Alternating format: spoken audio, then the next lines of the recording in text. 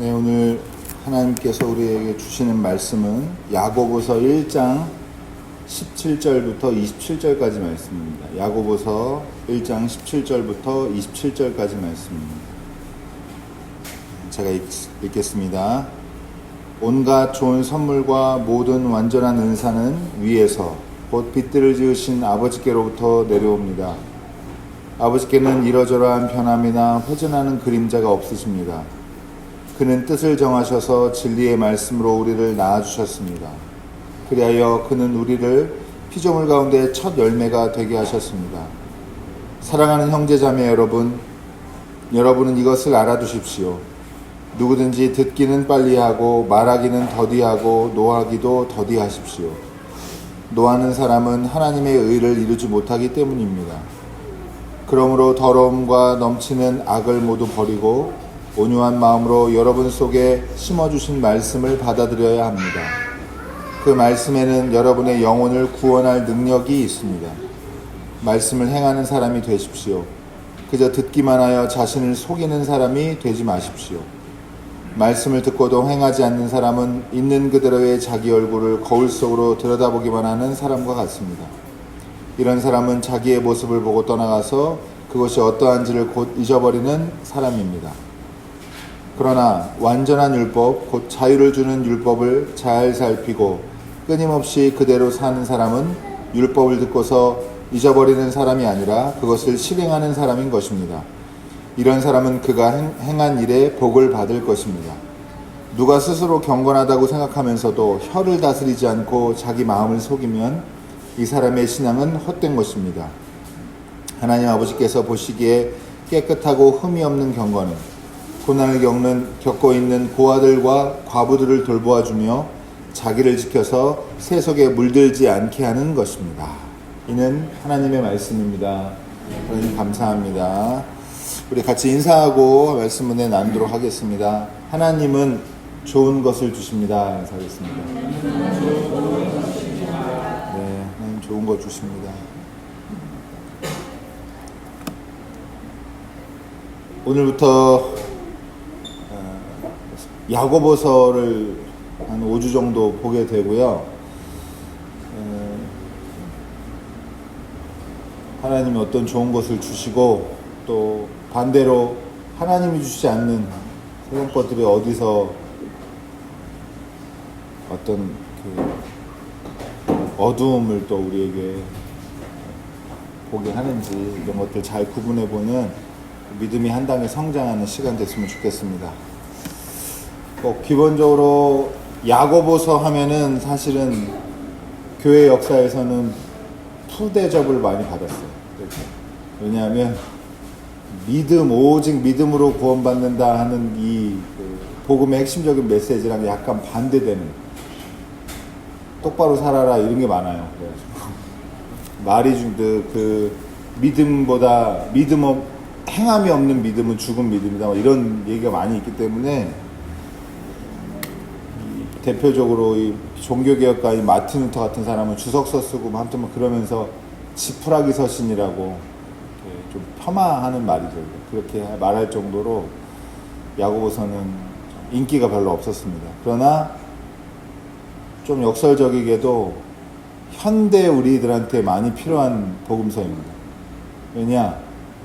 우리는 믿음으로 너무 편향되어 있는 신앙을 계속 지금 물려받은, 그러니까 어떻게 살아도 믿음만 있으면 구원받는다라고 하는 이상한, 사실은 설레 복음의 내용도 아닌데 그렇게 새 착각들을 하는 좀 마음이 있는데, 여러분 그럴 때 그 편향된 믿음을 잘 균형을 잡고 다시 한번 방향성을 잘 맞추는 데 도움이 되니까 오늘 야고보서 말씀을 읽을 때 함께 많은 은혜 받으시면 좋겠습니다. 오늘 제목은 작은 사람 작은 마음이고요. 야고보서 1장 내용인데 여러분 에베소서 7주 정도 에베소서 말씀 보면서 에베소서의 주제가 그리스도 안에서의 평안과 하나님 아버지의 우주적인 화해의 복음에 대한 제대로 된 이해, 이걸 해야 된다라고 하는 게 에베소서의 주제라고 말씀드렸는데 실은 복음서 전체의 주제와도 라고 봐도 뭐 큰 무리가 아닐 거예요. 예수 그리스도 안에서 평안을 얻고 또 하나님 아버지께서 하시는 일, 이방인들까지 포함하는 이 전체 우주의 복음, 화해, 그걸 다 모두가 화해하는 복음에 대한 이해를 제대로 하도록 이렇게 도와주고 있는 게 신약 성경에 이제 여러 가지 본문들이 많이 있는데, 오늘도 그런 주제가 야고보서에도 맥락을 같이 한다라고 이해하시면 좋을 것 같고, 여기 첫 열매라는 게 나오죠. 그게 이제 바로 이런 건데요.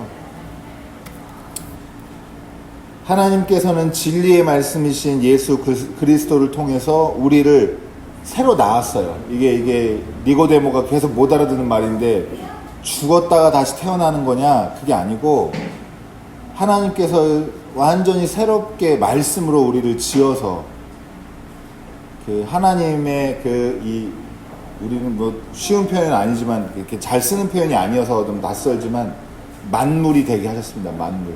재물 중에 첫 열매가 되게 하셨죠. 제2 때, 유대교 제2 때 드리는 그 식물 중에 처음 드리는 거, 첫 곡식, 이거를 이제 만물이라고 하는데, 어쨌든 이렇게 해서 하나님께서 이방인을 포함하는 전체의 모든 세상을, 만물을 다 구원하시기를, 새 창조하시기를 원하시고 그 일을 시작하셨는데, 그거의 시작, 그 시작의 출발점의 대표가 누구냐? 1번 주자가 그게 바로 교회다. 그렇게 하셨어요. 그래서 이 첫 열매가 이제 그런 뜻이고, 우리를 낳았다 하는 것도 마찬가지고. 야고보가 지금 계속해서 이제 앞으로도 하게 될 말은 이런 정체성을 가지고 우리가 누구냐? 하나님의 우주적 복음의 첫 열매의 대표다라고 하는 그런 정체성을 가지고, 이게 핵심인데, 이제 거기 알맞은 삶을 살아야 된다. 이게 전해준 겁니다. 특히 이제 야고보가 오늘 말씀 두고 나오지만 말 조심하라고, 입 조심하라고 여러 번 얘기하고요. 그리고 오늘 분노도 나옵니다. 그래서 이번에는 두 번째 나오는 분노여서 에베소서에도 한번 봤는데, 이제 이거에 대해서 조금 더 배경을 이해하시고, 왜 이렇게 성경에서 분노 이거에 대해서 강하게 분노하지 말라고 얘기하는지에 대해서 조금 이해하실 필요가 있을 것 같아서 함께 이거 얘기를 좀 나누도록 하겠습니다. 여러분, 또 분노를 잘 이해하잖아요. 이해하면은 조금 큰 얘기긴 하지만, 지난주에도 이렇게 집사님들이랑 얘기 나누다가 나는데, 일제강점기에 무력으로 항쟁했던 공립투사들, 독립운동가들, 그거는 그럼 그 폭력은 뭐냐, 이런 걸 이해하는데도 조금 도움이 되거든요. 여러분, 일제강점기랑 이스라엘의 당시 팔레스타인 그 시기, 그 예수님 당시에 그 지역에서 벌어졌던 일을 이렇게 직접적으로 1대1로 비교해서 말하기는 이건 너무 어려운 문제예요. 어려운 문제고, 사회라는 거 완전 다른 세상이었고, 고대 사회 완전 다른 세상이었고, 뭐 어쨌든 그리고 조심스러운 부분도 있고. 그런데 예수님 당시에도 무력으로 항쟁하는 약간 독립운동가 같은 개념의 그런 그룹이 있었어요. 그 그룹의 이름이 뭘까요? 열심당입니다. 열심당. 젤롯이라고도 하고, 이 사람들은 시카라고 하는 이 단검 차고 다니다가 주로 하는 일이 뭐냐 그러면 요인 암살 이런 거를 주로 하고 그랬습니다. 예수님 제자 중에도 젤롯당, 열심당 출신들이 있죠.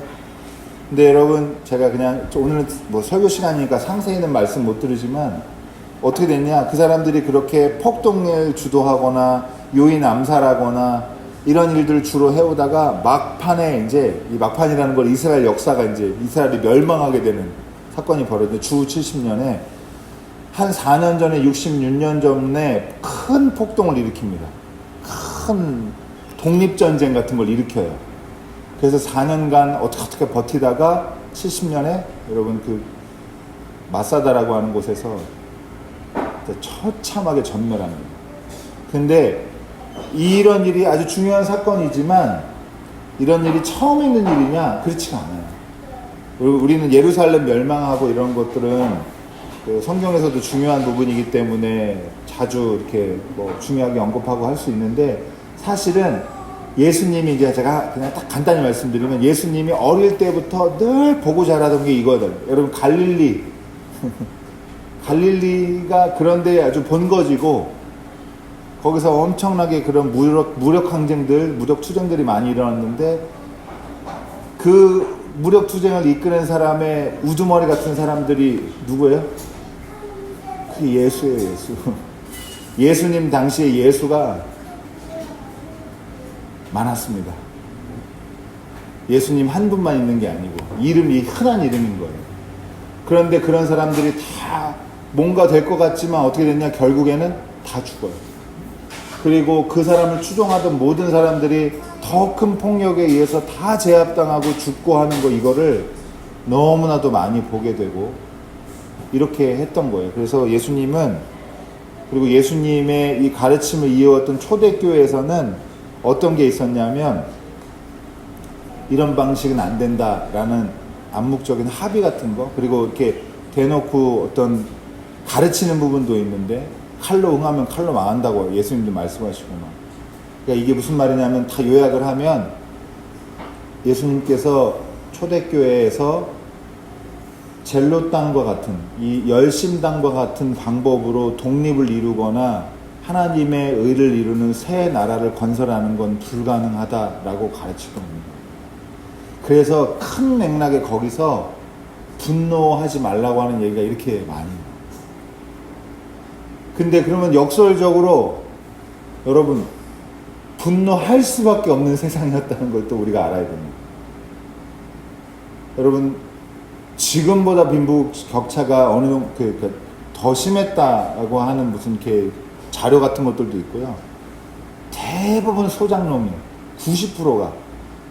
근데 이게 좀 여담이지만 소장농들이 돈이 없어요. 그리고 여러분, 이거 로마가 막 강하게 폭력으로 압제하고 막 이러면서 농토도 다 파괴시키고 막 이래가지고 농사질 땅도, 원래도 모자란 땅이잖아요, 그 동네. 저는 가보진 않았어요. 사실 가보진 않았는데. 그런데 그런 동네에서 농토도 별로 없고 대부분이 소장농인데 세금을 못 내요. 세금은 엄청 걷는데. 그러니까 어떻게 해요? 그 들리는 풍문에 의하면 돈 못 내는 소장농을 죽이는 암살, 이런 직업을 가진 사람들도 있을 거예요. 그런 사람들. 그러니까 이 아주 우리 요새 말로 하면 악덕 고리대공업자 같은 사람들도 있어요. 그리고 이제 이게, 그러니까 경제적으로 엄청나게 갈등과 긴장이 심한 시대였고, 여기에 또 모두 숟가락을 얹냐? 여러분, 제사장들도 다 위계가 있어요. 서열이 있어가지고, 귀족 제사장이 있고 가난한 제사장이 있는데, 제사장의 유일한 생계 수단은 뭐예요? 11조입니다. 11조. 귀족들은 돈이 많은데 가난한 제사장들은 돈이 없단 말이에요. 근데 그거를 이 귀족 제사장들이 강제로 이렇게 징집하게, 이게 징수하게 돼요.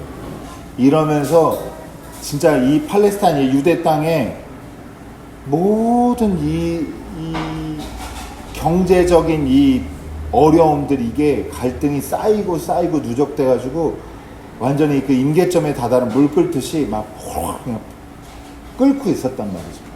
이거에 대한, 그러니까 해결책으로 많은 사람들이 이렇게 저게 답 아닌가? 라고 쏠렸던 게 뭐예요? 그게 폭동인 거예요. 그러니까 사람들 마음에 언제라도 누구 걸려봐라. 나도 칼 들고 쫓아나가서, 막 한국 영화에도 그런 거 많잖아요. 시대별로 막 밀란들 많이 일어나고 막 이런 시대도 있었는데, 이런 시기이기 때문에 자꾸 교회에서는, 종교에서는 뭘 가르치냐? 분노하지 말라고. 그 분노를 다스려야 된다고 자꾸 이렇게 얘기하는 거고, 이런 배경이 여러분 있습니다. 여러분, 당연하게도 이 독립운동하는 분은 우리한테 영웅이고, 집에 강도가 쳐들어와서 우리 집에 들어와가지고 앉아가지고 우리를 괴롭혔는데, 거기에 대해서 무력으로 항쟁한 이런 분들을 우리가 요새 아주 난리죠, 여러분. 친일 때문에 아주 나라가 시끄럽습니다. 광복절이 언제인지도 모르시는 분들도 많고 답답합니다. 답답한데 어쨌든 이렇게 독립운동하신 분들 너무 감사하고, 또 우리한테 너무 자기 본인 다 희생해서 우리를 위해서 그렇게 해줬기 때문에 우리도 이렇게 자유를 얻을 수 있는 배경이 됐는데, 여러분 이런 거 보면 참 감사하고 그렇습니다. 그런데 여긴 이견이 없는데, 여러분 제가 아까도 말씀드렸지만 우리의 일제강점기랑 이스라엘의 팔레스타인의 로마에 압제받던 시절이랑 1대1로 비교할 수는 없다고 그랬어요. 근데 그냥 큰 틀에서 보면 예수님을 따르는 사람들의 방식은 그렇다고 해서 무장으로 투쟁하고, 막 열심당처럼 활동하고, 이거를 예수님께서 장려하지는 않으셨을 거다라는 게 많은 사람들의 의견이고, 저도 그렇습니다. 여러분, 제가 구분해서 이제 말씀을 좀 정리를 해야 될 것 같은데 시간이 좀 많이 가서, 여러분 그리스도인인데 사회 문제에 관심이 없다. 그러면 1번 좋은 거다, 2번 문제가 심각한 거다. 뭘 것 같으세요? 2번입니다, 여러분. 이렇게 사회 문제에 관심이 없는 시대는 요새나 와서 이런 거예요. 여러분 제가 예전에도 한번 말했죠. 그리스에서 영어로 이디어트라고 하는 바보라는 단어가 어디서 왔냐 하면은 자기 일만 신경 쓴 사람들, 그런 사람들을 바보라고 불렀던 데서, 너는 왜 공적인 토론 장소 와가지고 사회 문제 얘기 안 나누고 거기에 대해서 신경 안 쓰냐, 요새 말로 하면 투표도 안 하고 왜 이렇게 정치 문제, 사회 문제 관심이 없냐, 이런 사람들을 바보라고 불렀단 말이에요. 가장 사적이기만 한 사람들. 그런데 여러분, 그러니까 당연히 그리스도인도 사회 문제에 관심을 갖고 해야 돼요. 근데 그냥 간단히 말씀드리면 여러 가지 좀 생각해 볼 게 있지만, 여러분 때려 부수고 막 적을 정해가지고 저 사람을 뭐 해치워야 된다, 뭐 해야 된다, 이런 마음 가지고 활동하면, 그 관심을 품어내면 안 된다라는 거. 요거 잘 여러분 기억하시면 좋을 것 같습니다.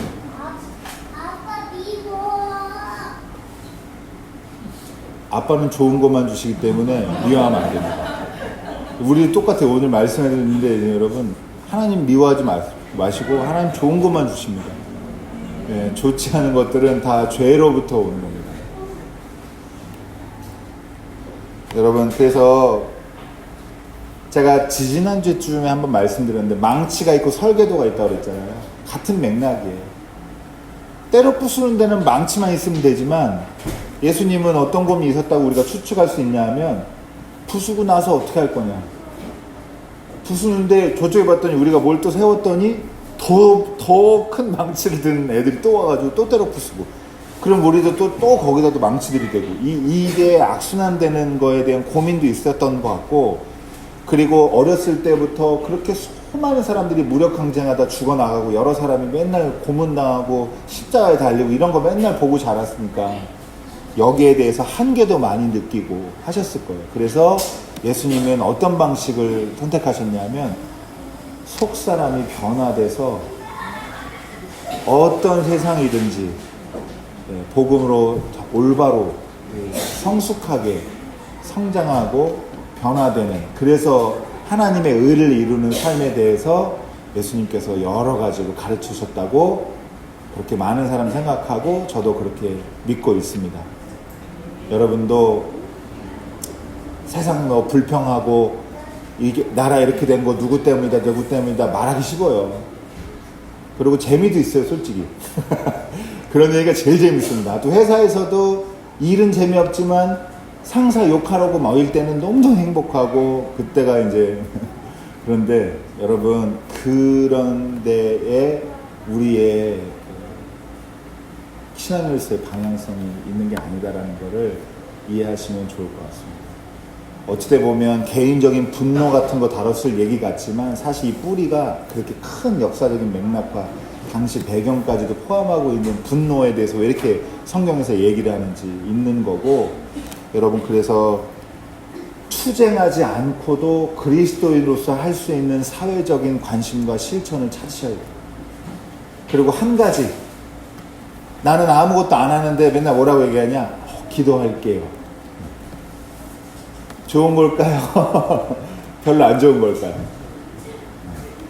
어쩔 수 없이 내가 할 수 있는 일이 지금 기도밖에 없을 때는 그걸 뭐라고 하면 안 되는데, 자기가 조금만 더 신경 쓰고 관심 가지면 할 수 있는 일이 있는데도 나는 기도만 한다? 그러면 그건 기도가 회피처가 됩니다. 도피처. 그래서 여러분 야고보서에서 계속 나오는 거잖아요. 밥을 못 먹어? 밥 잘 먹어야 되는데 이런 얘기가 무슨 소용이 있냔 말이에요. 뒤에도 계속 보게 되겠지만 실제로 먹을 거 줘야지. 그래서 행함이 중요하고 믿음이 거기서 믿음에서 나오는 실천이 중요하다 이런 얘기가 나오는데, 여러분 이제 제가 말씀을 이제 마치도록 하겠습니다.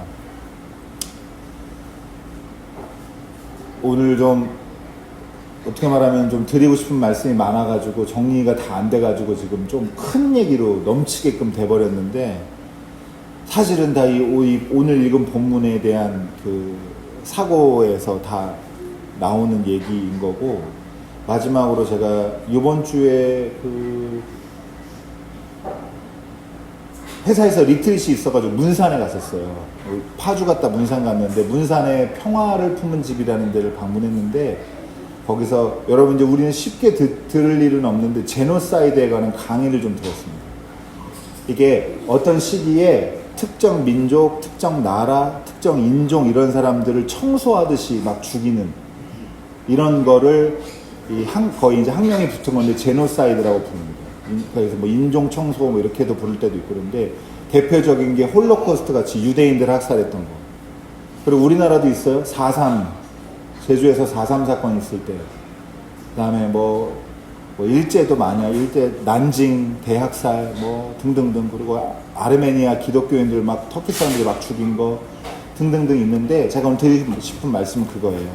그걸 설명하는, 어떻게 인간이 저렇게까지 잔악하게 체계적으로 계획적으로 집단적으로, 예를 들면 한국 사람이라고 죽이고, 여러분 우리나라 요번에 영화도 나왔죠. 관동 대지진 그 모티브로 한 영화 나왔습니다. 그때 한국 사람들은 어마어마하게 죽었습니다. 지진 이후에 막 우물에 한국 사람이 독 타고 이런다고 이렇게 루머가 생겨가지고. 근데 어쨌든 여러분, 어떻게 그래서 그렇다고 내가 그런 소식 들었다고 막 와가지고 한국 사람이야 일로 와 그래서 죽이고 이렇게 할 수가 없잖아요, 인간이. 근데 이걸 설명하는 표가 있어요. 증오의 피라미드라고. 제가 이걸 보고 되게 많이 깨달았는데, 이렇게 배운 게 많은데, 어디서부터 시작해서 그런 아주 끔찍한, 인류가 해서는 안 되는 진짜 끔찍한 집단적인 살인과 폭력까지 행사하게 되느냐. 그런데 그 시작이 어딘 줄 아세요? 조그만 차별과 편견.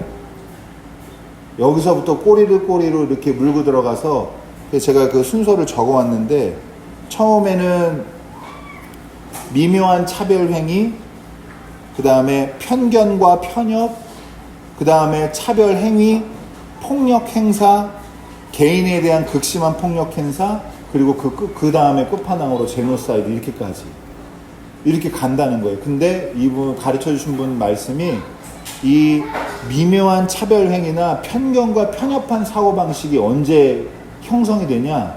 초등학교 전에 거의 다 완성이 된대요.